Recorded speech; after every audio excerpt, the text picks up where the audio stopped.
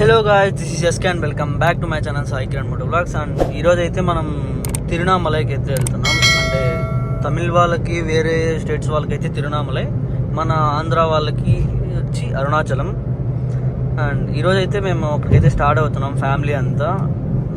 మొత్తం అక్కడికి వెళ్ళిన తర్వాత ఏ దేవుళ్ళు ఉన్నారు ఏమి అంటే మేము దర్శనానికి వెళ్ళట్లేదు, జస్ట్ గిరిప్రదక్షిణకి మాత్రమే వెళ్తున్నాము.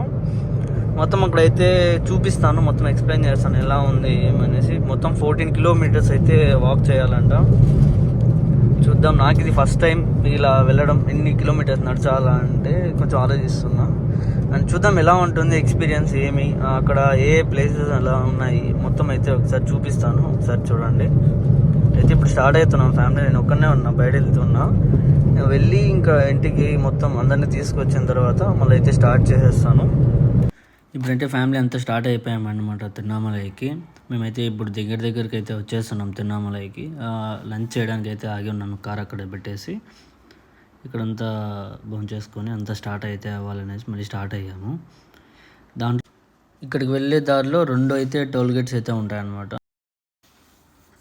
అక్కడనైతే మళ్ళీ స్టార్ట్ అయిపోయాము. ఇక్కడ నుంచినే ట్రాఫిక్ అయితే చాలా ఎక్కువ ఉంది. జస్ట్ ఇప్పుడైతే మేము తిరునామలైకి అయితే వచ్చేసాము. ఇక్కడ కార్ అయితే లోపలికి అలవ్ లేదంట. మేమైతే కార్ అయితే అక్కడ పార్క్ చేసాము. అండ్ ఇంకో కార్ అయితే ఇక్కడ పార్క్ చేసాము. అండ్ ఇప్పుడైతే దిగాము ఇక్కడ ఆటోలో నుంచి. ఆ కొండ చుట్టూ అయితే మనం ఇప్పుడు గిరిప్రదక్షిణ అయితే చేయాలన్నమాట. అండ్ ఈవినింగ్ టైం అయితే 6 అయితే అవుతుంది, కానీ లైటింగ్ పర్లేదు, కొంచెం బాగానే ఉంది కాబట్టి స్టార్ట్ అయిపోయాము. జనాలు అయితే చాలా ఎక్కువ మంది అయితే ఉన్నారు, అసలు స్పేస్ అయితే లేదనమాట, అంత ఉన్నారు. కానీ ఇప్పుడు స్టార్టింగే కాబట్టి పెద్దగా ఏం జనాలు లేరు కాబట్టి హ్యాపీగా వెళ్ళొచ్చు. ఇక్కడ నుంచి తిరుచి కూడా చాలా దగ్గరే, 170 కిలోమీటర్స్ అంతే అనమాట. జనాలు చూస్తున్నారు కదా ఎంతమంది ఉన్నారు. గిరి ప్రదర్శన చేసేటప్పుడు చాలా టెంపుల్స్ అయితే వస్తుంటాయి అన్నమాట. చాలా దేవుళ్ళు అయితే చాలామంది ఉంటారు. ఇదైతే రాజగోపురం అనమాట, మెయిన్ ఎంట్రన్స్. చూసారా ఎంతమంది జనాలు అయితే ఉన్నారు. అసలు వెళ్ళడానికి కూడా ప్లేస్ లేనంత మంది అయితే ఉన్నారు. మామూలుగా అయితే చాలా ఫ్రీగా ఉంటుంది మామూలు డేస్లో. ఇది కార్తీక మాసం కాబట్టి జనాలు చాలా మంది అయితే ఉన్నారు, అసలు ప్లేసే లేదు. చూద్దామంటే కూడా అసలు దొబ్బుతూనే ఉన్నారు వెనకాల నుంచి, ఆ రేంజ్లో అయితే ఉన్నారు జనాలు. ఇంకొంచెం అలాగే ముందరకు వస్తే కన్నా అష్టలింగాల్లో ఒక లింగం అయితే ఇక్కడ ఉంటుందన్నమాట, ఇంద్రలింగము. ఇది వచ్చేసి ఇంద్రుడు స్వయంగా వెలిసిన స్థలము అని అంటారనమాట. ఇప్పుడు చూస్తున్నారు కదా, అది వచ్చేసి అగ్నిలింగం అనమాట. ఇప్పుడు అష్టలింగాలలో 7 లింగాలు అనేది ఎడమ చేతి పక్క ఉంటే, ఈ ఒక్క అగ్నిలింగం మాత్రం కుడి చేతి పక్క ఉంటుంది. ఎందుకంటే ఇది స్వయంగా అగ్నిదేవుడే ఇది ప్రశ్నించాడు కాబట్టి అది కుడి పక్కన అయితే ఉంటుంది అనమాట. ఇది వచ్చేసి యమలింగము.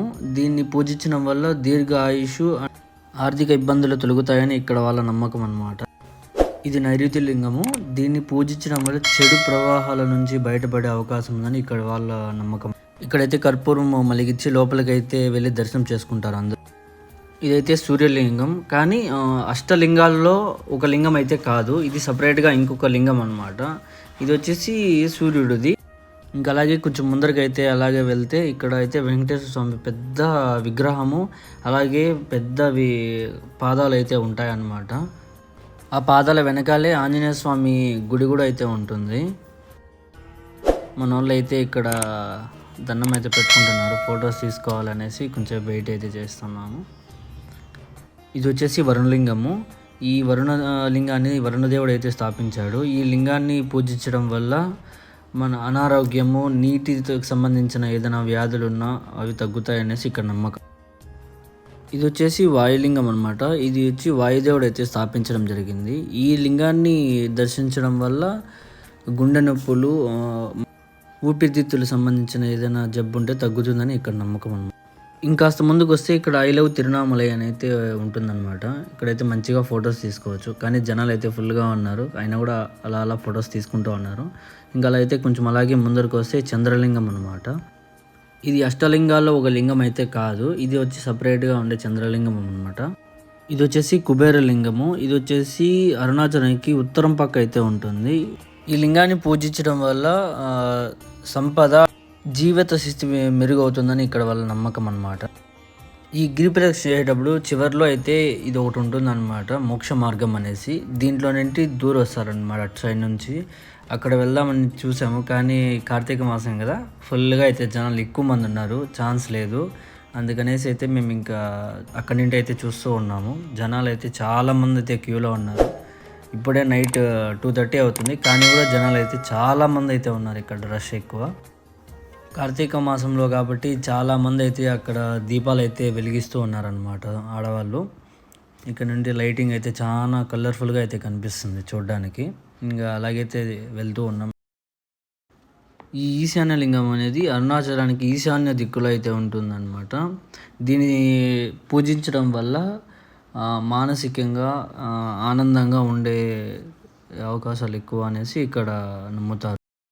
ఇంకా అలా చూసుకుంటూ అయితే మేము మళ్ళీ అయితే స్టార్ట్ అయిపోయాం రిటర్న్ అవ్వడానికి. ఇక్కడ వస్తుంటే మధ్యలో ఒక ఆవుదైతే బొమ్మ ఉంది. అక్కడైతే అందరూ మంచిగా లైటింగ్ ఉందని ఫొటోస్ అయితే తీసుకుంటూ ఉన్నారు.